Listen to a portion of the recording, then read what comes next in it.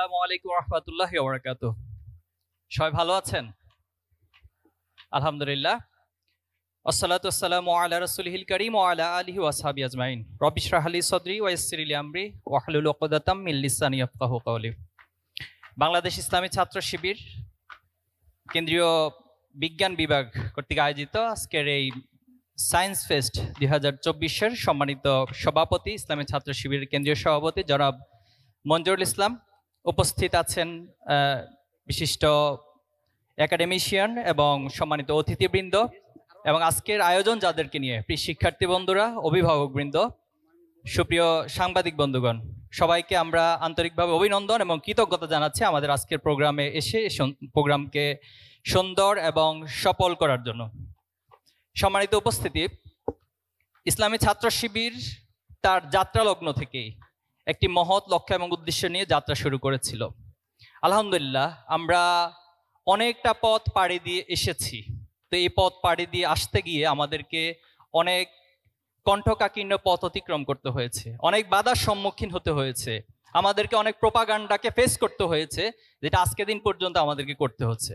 কিন্তু আমরা আমাদের সকল বাধা, সকল প্রোপাগান্ডাকে আমরা আমাদের যোগ্যতা দিয়ে, মেধা দিয়ে এই সমাজের ছাত্র সমাজকে আগামী দিনের এই জাতি এবং রাষ্ট্রকে, বিশ্বকে নেতৃত্ব দেওয়ার উপযোগী করে তৈরি করার যে আপ্রাণ প্রচেষ্টা, সে প্রচেষ্টা অব্যাহত রেখেই এবং সেই লক্ষ্যে পৌঁছে মূলত জবাবটা দিতে চাই ইনশাআল্লাহ।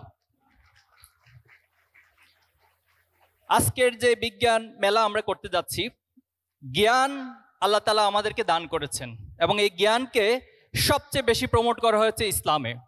আপনি যদি দেখেন পৃথিবীর অন্যান্য অপর মতাদর্শে জ্ঞানকে ফরজ করা হয়েছে, এটাও কোথাও খুঁজে পাবেন কিনা আমার জানা নেই। কিন্তু ইসলাম এমন তত্ত্ব দিচ্ছে, আপনাকে বলা হচ্ছে তলাবুল ইলমি ফারিদাতুন আলা কুল্লি মুসলিম ওয়াল মুসলিমাত, নর এবং নারীর জন্য জ্ঞান অর্জনকে আল্লাহ তাআলা ফরজ করেছেন। আর এই জ্ঞানেরই একটি নিগুড়তা এবং গভীরতার একটা স্টেপ হচ্ছে বিজ্ঞান, এবং এই জ্ঞানের অনেকগুলো লেয়ার থাকে, অনেকগুলো লেভেল থাকে। যিনি সে লেয়ার এবং লেভেলকে যত বেশি অতিক্রম করতে পারে, তিনি আমাদের সমাজের সবচেয়ে ভালো জ্ঞানী, সবচেয়ে বড় বিজ্ঞানী হিসেবে পরিচিতি লাভ করে। আপনারা যদি একটু খেয়াল করেন যে আল্লাহ তাআলা আমাদেরকে অনেকভাবে বুঝিয়েছেন, বলছেন যে আফালা ইয়াতাফাক্কারুন, হে বান্দা তুমি কি একটু ভাববা না, চিন্তা করবা না? আফালা ইয়াতাদাব্বারুন, তুমি কি একটু গবেষণা করবা না আমার এই সৃষ্টিরাজি নিয়ে? আমি এত চমৎকার সৃষ্টি করেছি এই পৃথিবীকে, কত চমৎকার ভারসাম্যপূর্ণভাবে। তো চিন্তা গবেষণা যারা যত বেশি করেছেন, তিনি বিজ্ঞান হিসেবে উপস্থাপন। আমি দুইটা উদাহরণ দিচ্ছি আপনাদেরকে। দেখুন, যখন নিউটন আপেল বাগানে বসে বসে চিন্তা করছিলেন এবং হঠাৎ করে একটা আপেল পড়েছে, তখন তিনি সেখান থেকে থিওরি অফ গ্র্যাভিটি আবিষ্কার করলেন। এখন আমি যদি প্রশ্ন করি, পৃথিবী থেকে ইতিপূর্বে কখনো আপেল গাছ থেকে পড়ে নাই? তাহলে কেন অন্যদের মাথা, অন্যদের চিন্তা সেটা আসলো না? নিউটন সেদিকে মনোযোগ দিয়েছেন, সেটা নিয়ে চিন্তা করেছেন, এজন্য তিনি থিওরি অফ গ্র্যাভিটিকে আবিষ্কার করেছেন। এজন্য আমরা বলতে পারি যে এই সায়েন্সটা আসলে কোথায় আছে, বিজ্ঞানটা কোথায় আছে? বিজ্ঞানটা আমাদের চারপাশেই এক্সিস্টিং অবস্থায় আছে। আল্লাহ তাআলা সেখানে সেট করে দিয়েছেন।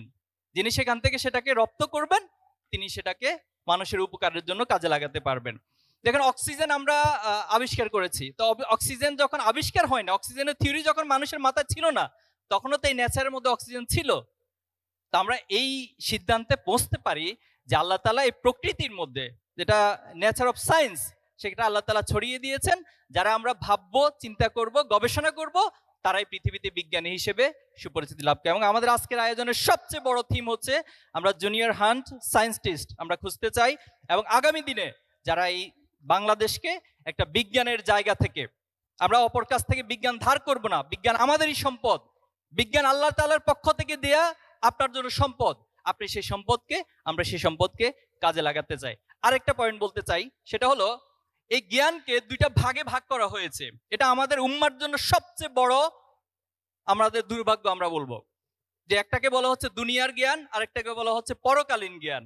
অথচ দেখেন, দুনিয়ার জ্ঞান আর পরকালীন জ্ঞান যখন মুসলমানরা ভাগ করতে লাগলো, তখনই তারা পৃথিবীর নেতৃত্ব শূন্য হয়ে গেল, এমন নেতৃত্ব থেকে তারা পিছিয়ে গেল।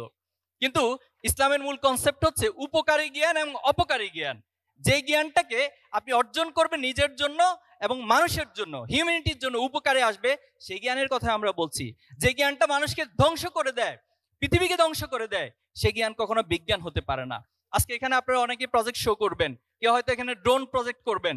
এখন প্রশ্ন হচ্ছে, এই ড্রোন দিয়ে আপনি কি আজকে হামাস অথবা ফিলিস্তিনবাসীর উপরে হামলা করবেন তাদেরকে হত্যা করার জন্য, নাকি সেই মানবতার পাশে তাদের জন্য ত্রাণ নিয়ে দাঁড়াবেন, তাদেরকে সেখানে উদ্ধার করার জন্য আপনি ড্রোনটা পাঠাবেন? এটার নামই হচ্ছে উপকারী জ্ঞান এবং অপকারী জ্ঞান।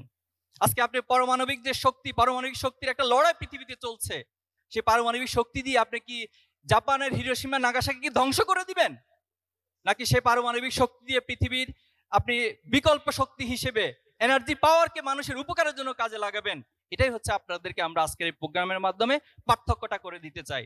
তা আমরা আশা করব আমাদের যে আয়োজন, এখানে অনেকগুলো ইভেন্ট রয়েছে, আপনারা এক্সপো জোন থাকবে আপনাদের জন্য, এবং কুইক রেসপন্স, যেটা আপনাদের ক্রিটিক্যাল অ্যানালিটিক্যাল থিঙ্কিং প্রসেসকে অনেক বেশি অ্যাডভান্স করবে, এবং আমাদের অনেকগুলো প্রজেক্ট এখানে ডকুমেন্টারি আকারে দেখানো হবে, একবারে মহাকাশ থেকে সমুদ্র বিজ্ঞান পর্যন্ত প্রত্যেকটা ইস্যু আপনার কাছে লাইভ মনে হবে। তা আমরা আশা করব আপনারা সেই জায়গাকে অনেক বেশি উপভোগ করবেন।